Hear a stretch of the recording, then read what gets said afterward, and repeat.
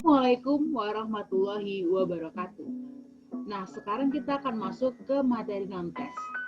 Nah, sebelum kita masuk ke materi non-tes, ada alangkah baiknya kita perkenalan terlebih dahulu. Perkenalkan, nama saya Amanda Ajisya Putri dengan NIM 41933111076, Pendidikan Matematika F 2019, berkuliah di Universitas Negeri Medan. Nah, kita sekarang akan masuk ke materi non-tes. Non-tes adalah teknik penilaian. Non-tes dapat kita artikan sebagai teknik penilaian yang dilakukan tanpa menggunakan tes, sehingga teknik ini dilakukan lewat pengamatan secara teliti dan tanpa menguji peserta didik. Nah, adapun fungsi teknik non-tes menurut Nana Sujana. Yang pertama, alat untuk mengetahui tercapainya tidaknya tujuan instruksional. Kedua, umpan balik bagi perbaikan proses belajar mengajar. Dan yang ketiga, dasar dalam menyusun laporan kemajuan belajar siswa kepada para orang tua. Tujuan teknik non-tes menurut Nana Sujana. Yang pertama, mendeskripsikan kecakapan belajar siswa sehingga dapat diketahui kelebihan dan kekurangannya dalam berbagai bidang studi, menentukan tindak lanjut hasil penelitian, yakni melakukan perbaikan dan penyempurnaan dalam hal program pendidikan. Yang ketiga, memberikan pertanggungjawaban dari pihak sekolah kepada pihak-pihak yang berkepentingan. Nah, sekarang kita masuk ke jenis-jenis teknik non-tes. Yang pertama, ada pengamatan, yang kedua wawancara, dan yang ketiga angket, dan yang keempat pemeriksaan dokumen, dan yang kelima daftar checklist.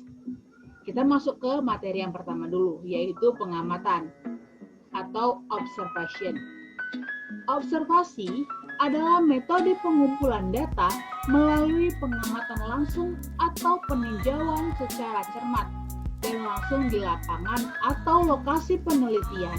Dalam hal ini, peneliti dengan berpedoman kepada desain penelitiannya perlu mengunjungi lokasi penelitian untuk mengamati langsung berbagai hal atau kondisi yang ada di lapangan. Nah, adapun kelebihan dan kekurangan pengamatan. Yang sekarang kita masuk ke kelebihannya dulu. Kelebihannya yaitu melalui observasi, kita dapat memperoleh gambaran tentang kehidupan sosial yang sukar untuk dilakukan dan diketahui dengan metode lainnya. Dari hasil observasi, kita akan memperoleh gambaran yang jelas tentang masalahnya dan mungkin petunjuk-petunjuk tentang cara pemecahannya. Lalu adapun kekurangannya yaitu observasi sebagai salah satu alat evaluasi hasil belajar tidak selalu dapat dilakukan dengan baik dan benar oleh para pengajar. Kepribadian, personality dari observer atau evaluator juga acap kali mewarnai atau menyelinap masuk ke dalam penilaian yang dilakukan dengan cara observasi. Dari data yang diperoleh dari kegiatan observasi umumnya baru dapat mengungkap kulit luarnya saja. Nah, adapun jenis-jenis observasi. Observasi yang pertama itu adalah observasi partisi.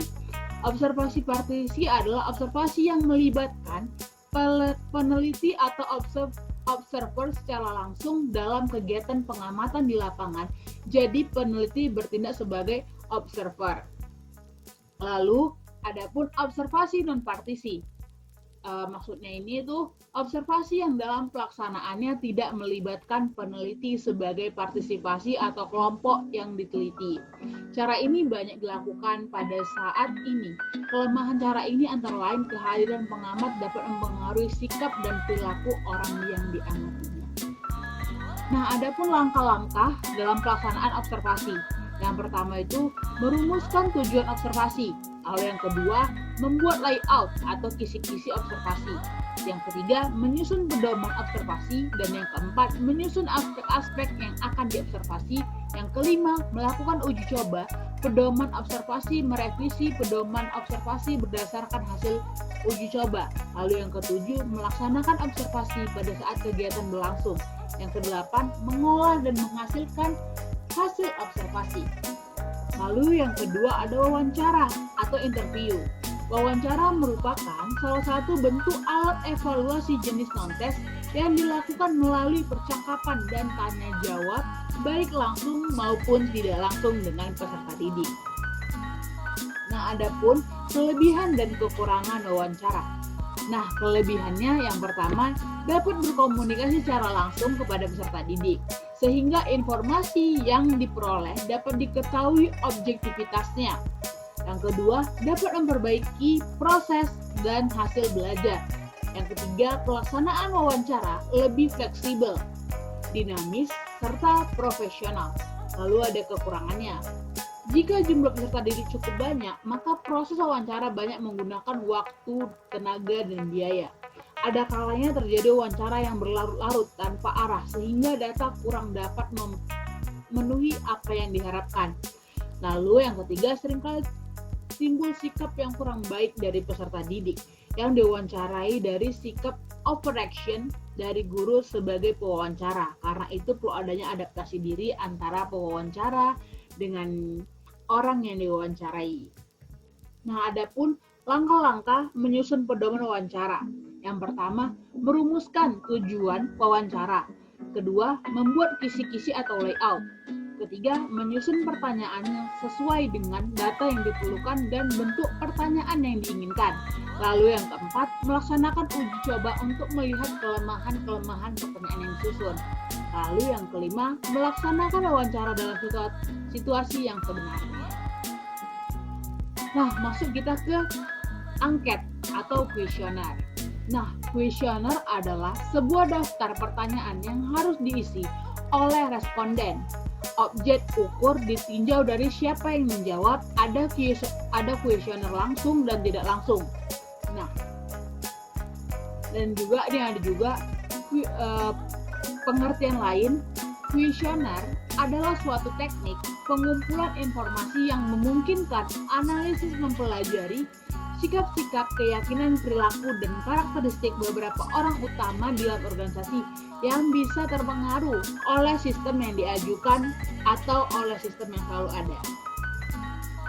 Nah, adapun kelebihan dan kekurangan dari kuesioner. Yang kelebihan yang pertama dapat mengungkapkan pendapat atau tanggapan seseorang baik secara individual maupun kelompok terhadap permasalahan. Lalu yang kedua, dapat disebarkan untuk responden yang berjumlah besar dengan waktu yang relatif singkat. Tetap terjaganya objektivitas responden dari pengaruh luar terhadap suatu permasalahan yang diteliti. Lalu ada kekurangannya, peneliti tidak dapat melihat reaksi responden ketika memberikan informasi melalui isian kuesioner. Responden tidak memberikan jawaban dalam waktu yang telah ditentukan. Lalu ada responden memberikan jawaban secara asal-asalan. Nah, penggunaan kuesioner ini tepat apabila responden orang yang merespon atau menjawab pertanyaan saling berjauhan. Lalu melibatkan sejumlah orang dalam proyek sistem dan pengguna bila mengetahui beberapa proporsi suatu kelompok tertentu yang menyetujui atau tidaknya menyetujui suatu fitur khusus dari sistem yang diajukan. Lalu yang ketiga, melakukan studi untuk mengetahui sesuatu yang dan ingin mencari seluruh pendapat sebelum proyek sistem diberi petunjuk-petunjuk tertentu. Ingin yakin bahwa masalah-masalah dalam sistem yang ada bisa diidentifikasi dan dibicarakan dalam wawancara tidak lanjut. Lalu yang keempat itu adalah pemeriksaan dokumen atau analisis dokumen. Nah, analisis dokumen ini merupakan evaluasi mengenai kemajuan perkembangan atau keberhasilan belajar peserta didik tanpa menguji atau teknik non-test. Juga dapat dilengkapi atau diperkaya dengan cara melakukan pemeriksaan terhadap dokumen-dokumen. Misalnya nih, dokumen yang berinformasi mengenai riwayat hidup atau biografi. Dari uraian tersebut dapatlah dipahami bahwa dalam rangka evaluasi itu tidak harus semata-mata dilakukan dengan menggunakan alat berupa tes-tes hasil belajar. Dan yang kelima, itu ada daftar checklist. Nah, daftar checklist adalah suatu daftar yang berisi subjek dan aspek yang akan diamati. Daftar cek dapat memungkinkan Anda mencatat tiap-tiap kejadian yang berapapun kecilnya, tetapi dianggap sangat penting. Nah, adapun manfaat dari daftar cek ini ada dua. Yang pertama itu dapat membantu guru-guru untuk mengingat apa yang harus diamati, lalu dapat memberikan informasi kepada stakeholder.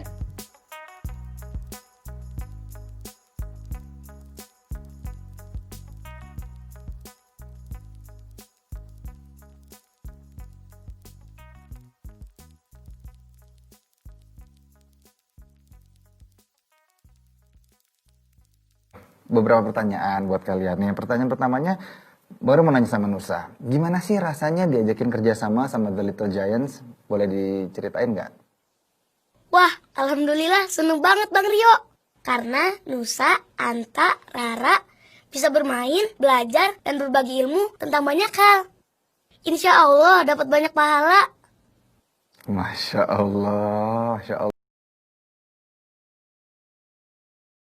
Terhadap alat peraga yang semalam kita gunakan untuk materi KPK dengan FBB. Caranya nanti dengan cara dicentang. Centang itu tanda checklist. Ya. Nah, Bapak bagi dulu, nanti baru Bapak pandu untuk cara pengisian.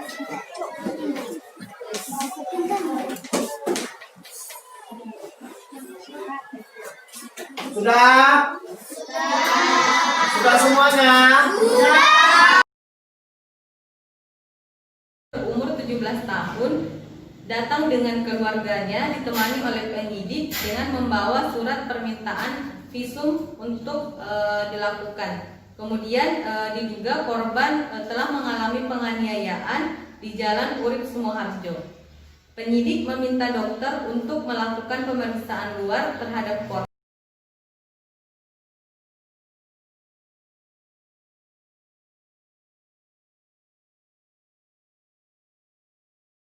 Dari penjelasan materi non-tes, semoga kalian dapat memahami apa yang saya katakan. Saya pamit undur diri. Assalamualaikum warahmatullahi wabarakatuh.